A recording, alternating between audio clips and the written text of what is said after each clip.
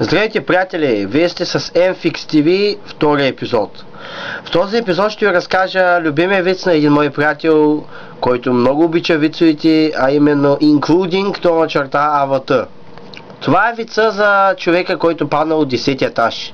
Един човек бил на работа, нали? Вземал се заплата човека и тръгнал към вкъщи. По път е минал през един бар, напил се много яко, обаче си изхарчил парите и се прибира към вкъщи.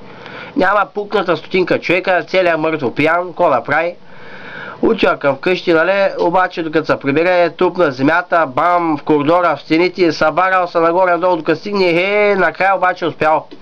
Влязал се в стаята, тупнал се по корем на земята и какво да види?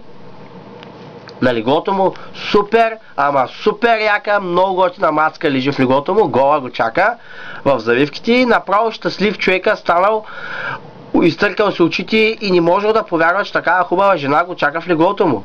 Бяла, русичка, слабичка, сексапилна, направо не е истина. Скокнал човека, дошли му от някъде супер сили, хвърлял се в леглото и като жребец набързо я оправил.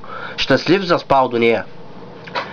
Обаче на сутринта направо страшно много го болял главата и въпреки всичко решил да се обърне, да види дали готината мацка е до него. И какво видял? Това било майка му.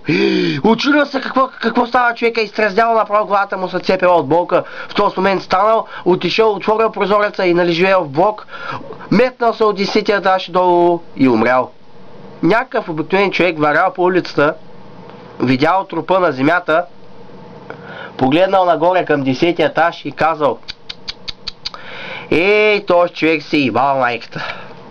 Това беше любимия вид на моя приятел, including АВТ. Ако имате идеи или нещо подобно, пишете ми лично съобщение. Чао!